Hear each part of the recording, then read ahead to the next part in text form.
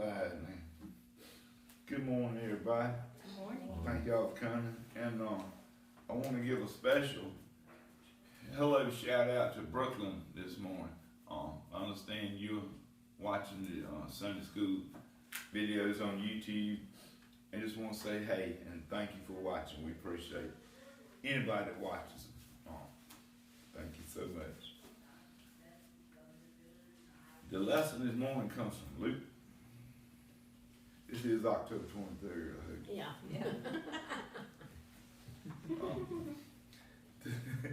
Sometimes it's hard to remember. Justice for the Persistent is the title of it. It's from Luke 18. And it's about a parable that Jesus told. And I believe, if I may be wrong, but I believe that Luke was written pretty much after the fact of Christ's time on earth, his crucifixion, resurrection, and his ascension. And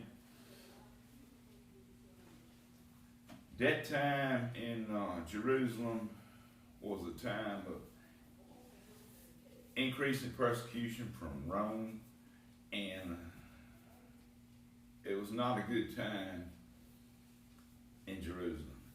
And I think that a lot of the people, a lot of Jesus' followers have begun to be discouraged because, we remember from the gospel, Jesus talking like, I'm going to be back next week or so, and that's kind of what I've always taken from it, like, this should have happened. He should have came back. And so people kind of, you get your head beat in long enough, you get discouraged. And Luke is trying to encourage people not to be discouraged. So he kind of picks and chooses some of Jesus' parables and teachings that will sort of encourage the followers to not give up, to keep going. And so this parable is about apparently the crooked judge. And the judges in Jewish society were, I think they were basically appointed. And they were usually a respected older man. And there was no court system and trial by jury. If you had an issue or committed a crime or some dispute, you went to a judge. Well, there was a widow, and the widows in that society didn't have a whole lot of a support system. They were basically at the mercy of the rest of the society. Because if a woman's husband had property and he died, the widow did not have any rights to it. It all went to his nearest kin. So the widows kind of just kicked that on the street. And you remember from Exodus and Deuteronomy, God told the Israelites, y'all better look after these people and not let them be victimized. And here's a judge who, it says that he did not fear God and he did not respect people. So it kind of makes it sound like he probably was a crook. And whoever gave him a bribe, that's who he would rule for. Well, this widow went to him and he didn't want to hear it. And this went on and on and on. The widow did not give up. She kept crying out for justice to be done in her case.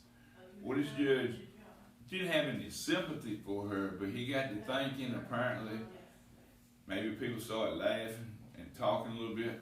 Maybe he was afraid word would get to the wrong somebody and he would lose his job. So he said, well, I might as well just go on and rule for the woman. Because apparently she ain't going to never stop worrying me to death. So he ruled for her. And in this parable, Christ says,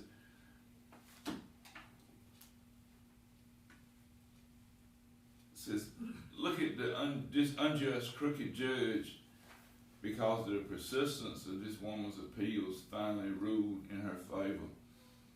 He said, how much more will God work in our favor if we persistently ask him to. And if we persistently cry out against all the injustice in the world.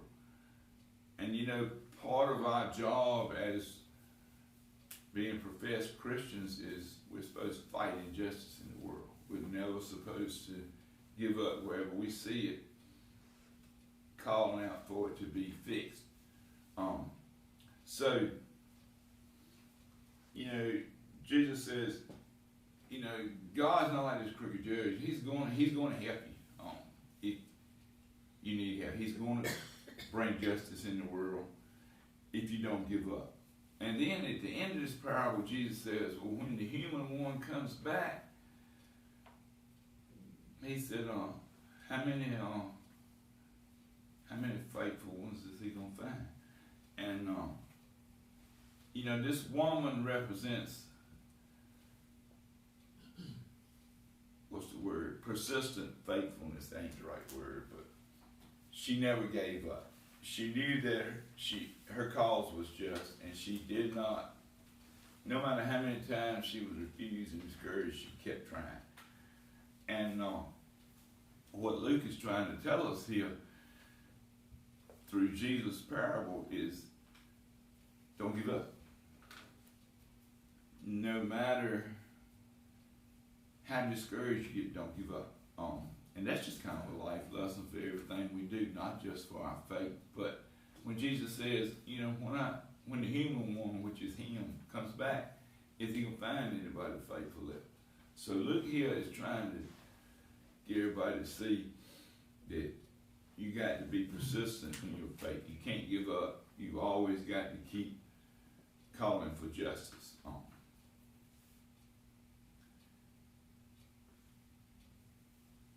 And so, you know, that's a lesson for Christians to be persistent, to not stop, because God is listening. God is not going to be like the judge and I don't want to hear you no more. God is going to listen. He's going to see that things need to be changed, and he's going to act on it. So Luke is trying to encourage people, don't give up, don't give up. I know things are bad now, but God wants us to keep going. And part of the definition of faithful is you keep going. You know, that's, Leo could tell us about the Marine Corps motto, Semper Fidelis, always faithful. You know, that's the thing about the Marines, they never quit, they never give up. So Christians kind of supposed to be like Marines, but not quite as violent. And better vocabulary. We use longer words than the Marines would. They're shorter words, but they're very effective. They get to pull them across. Yeah. That's a whole nother Sunday school lesson we could talk about, but I don't want to get hung up on that. Not today. But persistence is part of the definition, I think, or part of the connotation of the word faithful, is you don't give up, you keep trying. And it's not just a lesson for us as followers of Christ, it's just a life lesson for everybody. You know, every Sunday we come in here and somebody's talking about some more health problems they have, or some more bad things as part of getting older as we go through life. But we don't quit, we don't give up.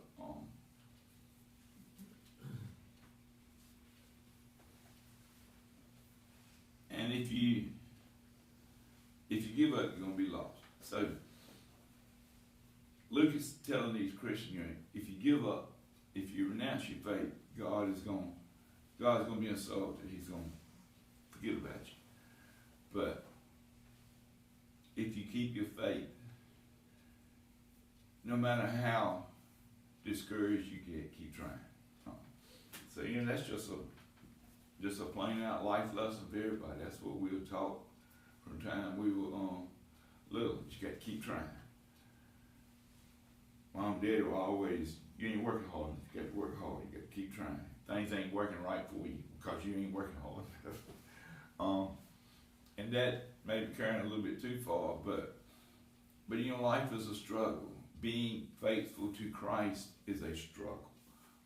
There's a lot in the world and in our society that tends to pull us away from following Christ and to make us think, well, you know, it just really ain't worth it. Things ain't gonna get no better. And you know, we may not see them getting better, but we got to remember that God works on His own time. He's not on daylight savings or Eastern Standard. He's on God time, and we can't understand it. And it's probably better if we didn't understand it. But like the Marine, always faithful. And that's what Luke is trying to get through to these people, because again, it's a bad time for not just for the followers of Christ, but for everybody in the area around Jerusalem, because things are getting bad and they're fixing to get worse. It wasn't too long after this was written, or around that time, that the Romans got fed up and basically destroyed everything around Jerusalem and killed pretty much all the leaders and the rebels. So, you know, it was a long struggle for the Hebrew people. It's still a struggle for the Hebrew people, but they never give up. So, you know, we can take a lesson from the Jews and be strong Christians by just not giving up. Be persistent in our faith. And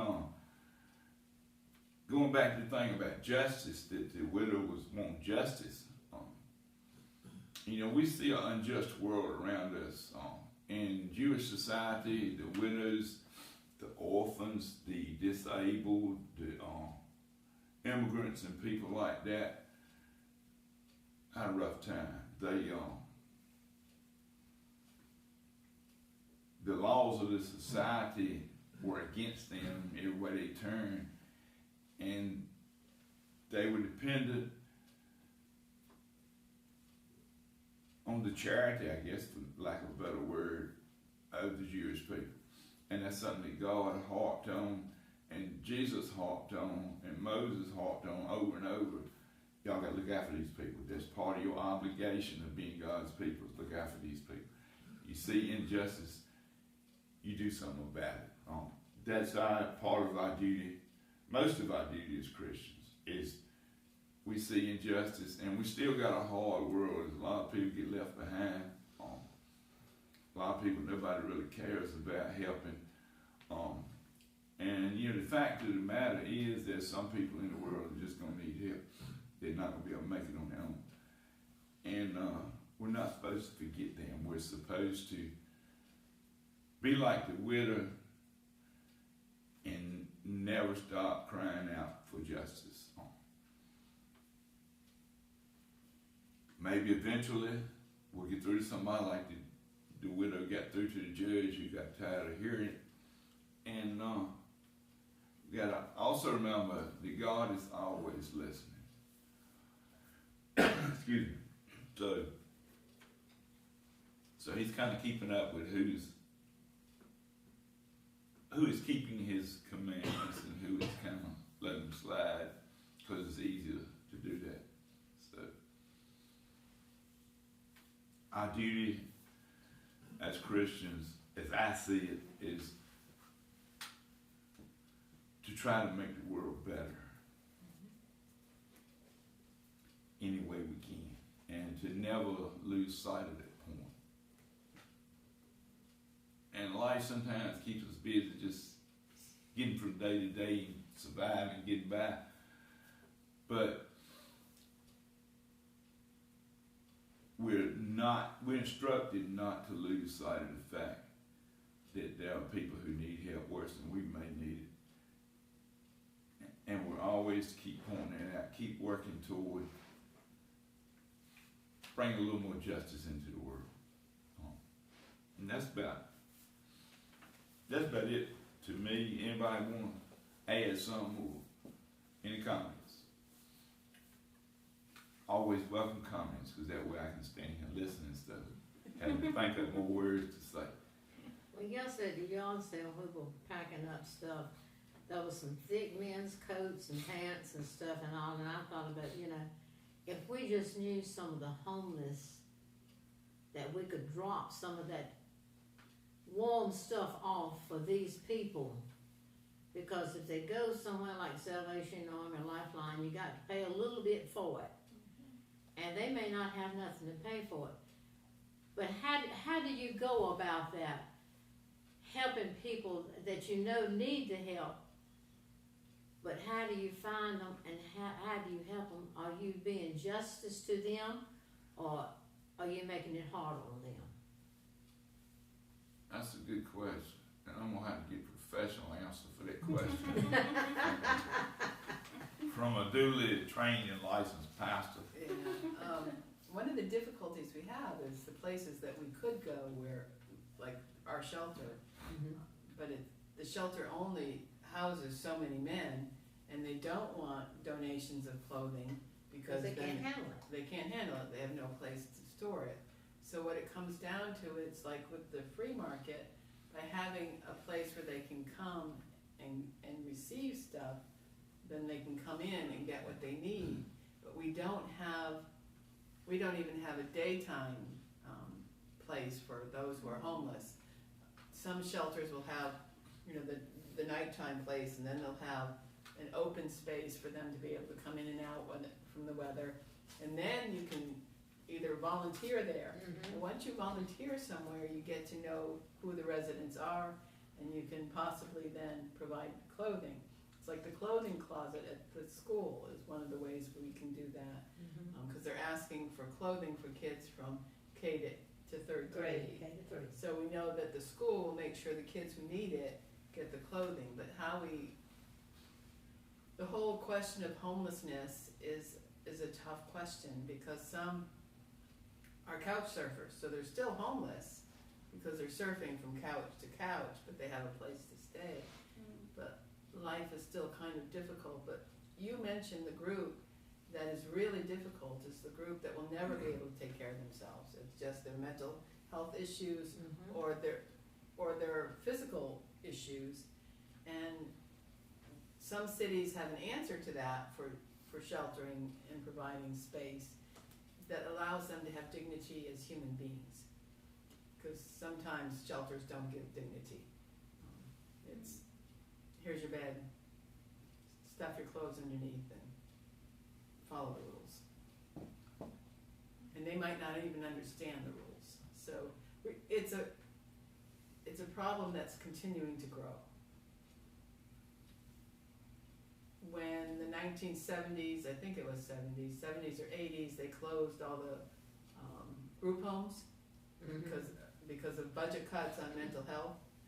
Then those who really didn't need to state hospitals, but really couldn't manage on their own without assistance, ended up in our streets.